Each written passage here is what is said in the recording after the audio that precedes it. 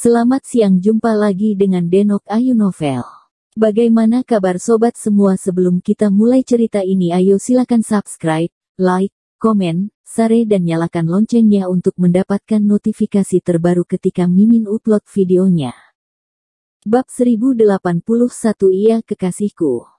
Kelima orang itu bergerak dengan kecepatan yang mencengangkan, bagaikan 5 buah petir yang menembus angkasa, lalu tiba-tiba menghilang.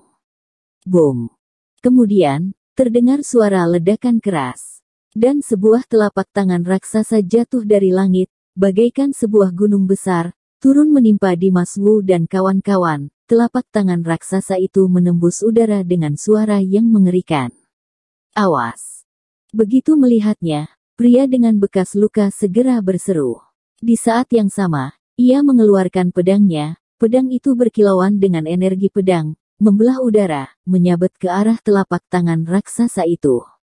Telapak tangan raksasa itu terbelah dua oleh energi pedang yang tajam itu.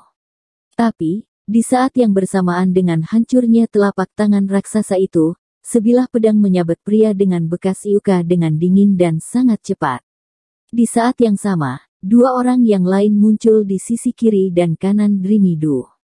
Yang satu memancarkan cahaya merah di sekujur tubuhnya, yang satu lagi berubah menjadi angin topan. Dengan cepat, mereka bergabung menjadi angin topan merah yang berputar ke arah Dreamy Du. Jelas sekali, mereka ingin membunuh Dreamy Du. Tak ada yang menyerang Dimas Wu. La berdiri dan menatap kelima penyerang itu dengan tatapan berapi-api. Mereka memang menarget Dreamy Du. Dimas Wu tahu, saat memutuskan mengawal Dreamy Du, ini akan menimbulkan banyak masalah baginya. Tapi karena ia telah memilih jalan ini, ia harus menyelesaikannya. Beberapa orang ini takkan mudah untuk ditaklukkan, Yang Mulia. Anda harus berhati-hati, pria dengan bekas luka itu memperingatkan Dreamy Du. Melihat angin topan merah itu hendak menyapunya, aura Dreamy Du berubah drastis. Ia mengeluarkan suara bergemericik, dan berubah menjadi aliran mata air, yang mengalir menghampiri angin topan merah itu. Saat ini, Dreamy Du telah berubah menjadi sebuah mata air. Airnya mengelilingi kedua pria yang menyerangnya itu, seolah hendak memerangkap mereka. Tapi angin topan merah itu terlalu kuat, tubuh mereka terus mengeluarkan energi. Mereka berhasil menembus air. Penjara air itu. Peristiwa ini sangat spektakuler, hujan turun seperti tirai air. Setelah menembus penjara air itu, angin topan merah itu mengarah ke tubuh Dreamy Du. Tapi, sebelum angin topan merah itu sempat menyentuhnya, dengan anggun, seperti ular air, Dreamy Du meliuk dan menghindari bahaya itu. Bantu aku menghadang salah satu dari mereka. Setelah menghindari angin topan merah itu, Dreamy Du mengirimkan telepati pada Dimas Wu. Baru saja ia selesai berkata, angin topan merah itu menghantamnya, asap merah mengepul, memenuhi angkasa.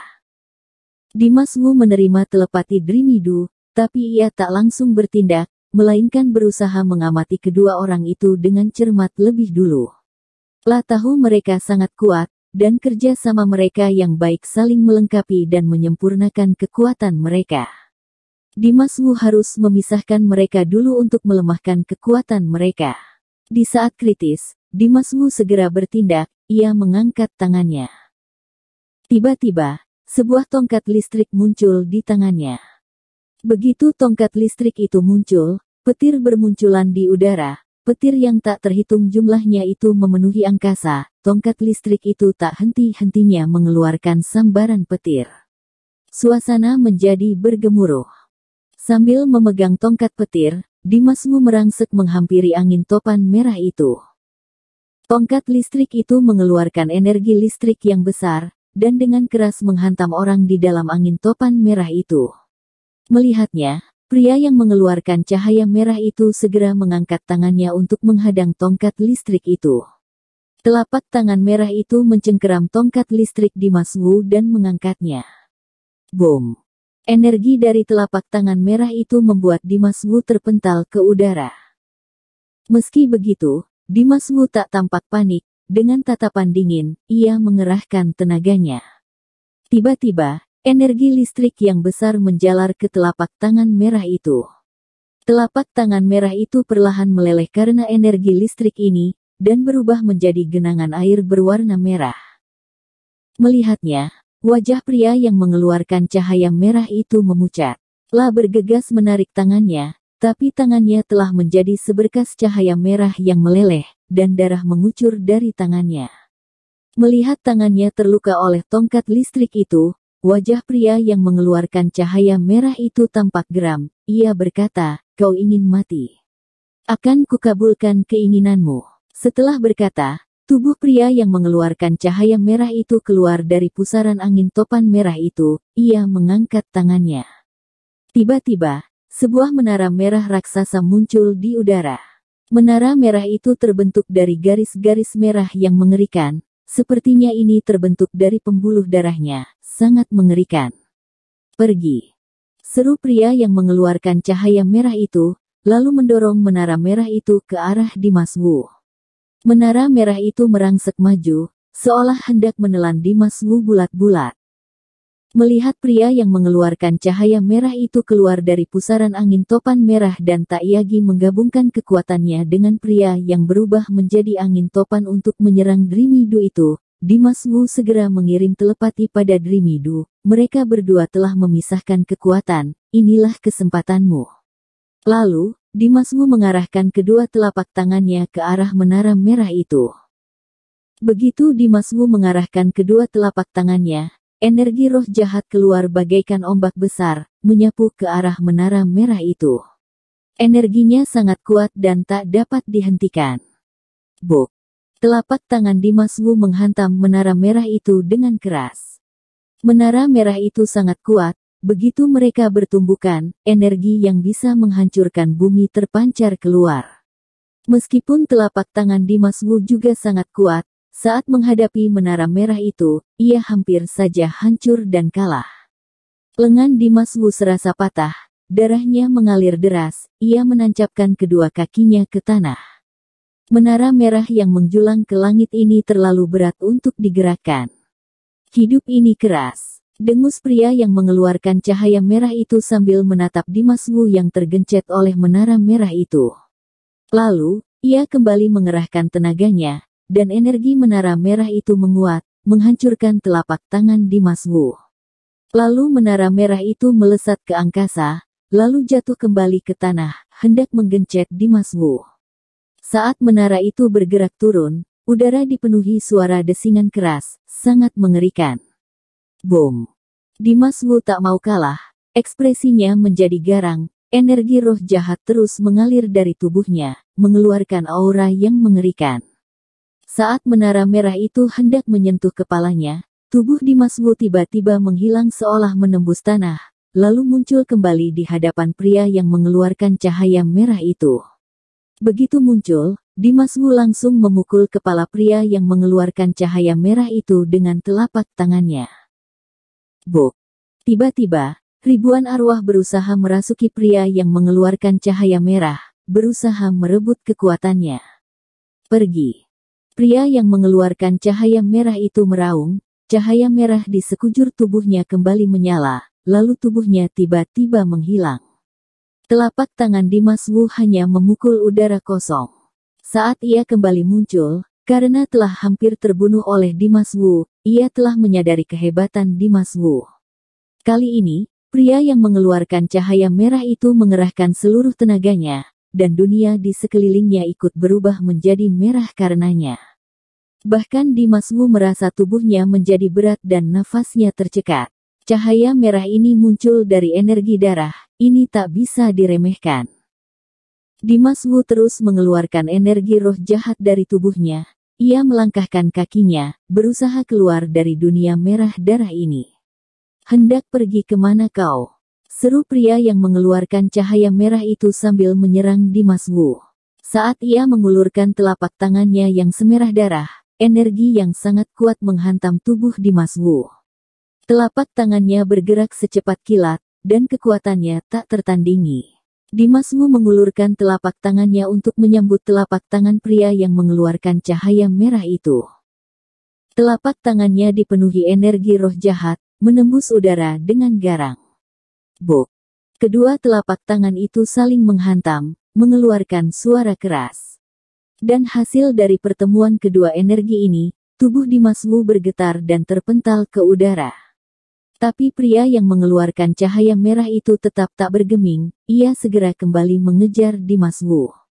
Melihatnya, mata Dimas Wu mengeluarkan cahaya hijau yang janggal.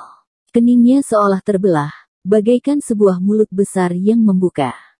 Penampilan Dimas Wu saat ini sangat janggal, seperti seorang iblis, seorang monster. Hanya begitu, pria yang mengeluarkan cahaya merah itu tersenyum mencibir melihat wujud Dimas Wu. Di saat yang sama, ia mengulurkan telapak tangan merahnya, hendak membunuhnya. Kali ini serangannya jauh lebih kuat dibandingkan sebelumnya. Jelas sekali ia ingin membunuh Dimas Wu. "Buka!" seru Dimas Wu dengan dingin, keningnya terbuka, dan sebuah danau hitam dengan ombak berwarna hijau keluar dari keningnya, bagaikan laut, ia menyapu segalanya. Ini adalah jurus baru, gabungan dari energi laut dan energi surga dari mayat kaisar di dalam tubuh Dimas Wu. Jurus Huang Wu. Dimas Wu menamainya jurus Huang Wu. Begitu keluar, jurus Huang Wu langsung menghancurkan langit dan bumi, dan menyerang pria yang mengeluarkan cahaya merah itu. Gabungan dari kedua energi yang sangat kuat itu cukup untuk menghancurkan langit dan bumi. Ah! Pria yang mengeluarkan cahaya merah itu menjerit saat melihat jurus Huang Wu. Matanya serasa tersengat dan saking sakitnya, ujung matanya sampai mengeluarkan darah. Tak bisa lagi membuka matanya. Begitu menatap jurus Huang Wu, pria yang mengeluarkan cahaya merah itu langsung buta. Tak bisa dibayangkan betapa hebat dan menakutkannya jurus Huang Wu. "Mati kau!" gumam Dimas Wu saat mendengar jeritan pria yang mengeluarkan cahaya merah itu. Dan jurus Huang Wu yang keluar dari keningnya semakin kuat, menyapu pria yang mengeluarkan cahaya merah itu. Telapak tangan dan sekujur tubuh pria yang mengeluarkan cahaya merah itu langsung tertelan dan lenyap oleh jurus Huang Wu. Pria yang mengeluarkan cahaya merah itu berubah menjadi abu. Dimas Wu menang telak. Di sisi lain, Dreamy Du merasa kewalahan. Meskipun Dimas Wu telah memisahkan kedua kekuatan itu, tapi pria yang berubah menjadi angin topan itu masih terlalu kuat. Jika saja Dreamy Du tak berhasil menghindar, ia pasti telah dikalahkan oleh pria yang berubah menjadi angin topan itu. Saat Dreamy Du sedang kewalahan, pria dengan bekas iuka yang sedang bertarung dengan beberapa penyerangnya tiba-tiba berseru dengan girang, "Ayah!" Tak jauh dari sana, sekelompok praktisi kuat sedang bergegas menghampiri mereka. Dan pimpinan kelompok itu adalah ayah pria dengan bekas iuka, John Dao. Menyadari para penolong Dreamy Du datang, pria yang berubah menjadi angin topan itu segera menambah kekuatannya. Pusaran angin topannya menjadi jauh lebih kuat, area pertarungan itu dipenuhi pusaran angin, debu berterbangan, aura yang mengerikan memenuhi sekitarnya. "Siu!" John Dao merangsek maju, tanpa ragu, ia mengeluarkan pedangnya. Cahaya agung pedang itu menembus udara dan menyabet pria yang berubah menjadi angin topan itu.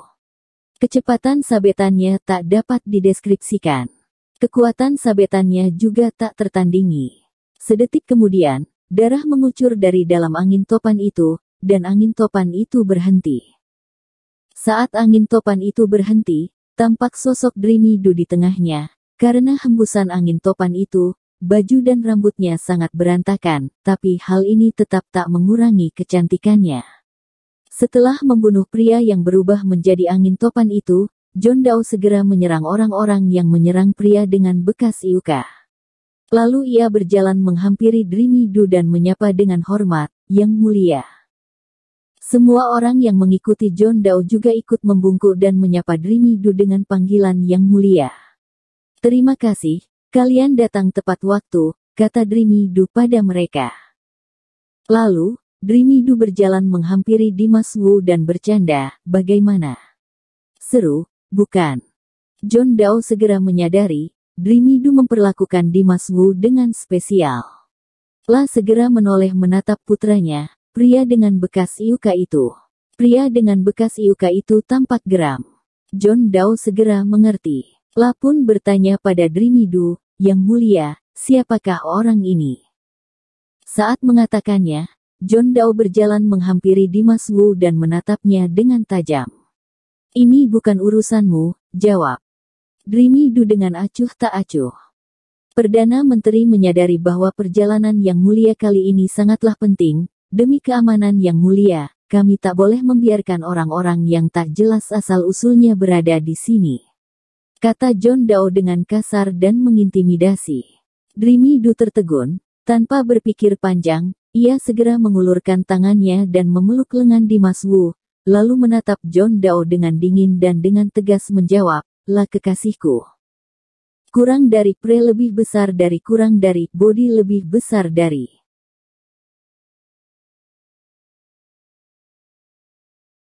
Bersambung. Terima kasih kepada kalian yang telah menonton video ini. Jangan lupa tekan tombol subscribe-nya dan nyalakan notifikasinya untuk mendapatkan video-video seru lainnya dari Denok Ayu Novel.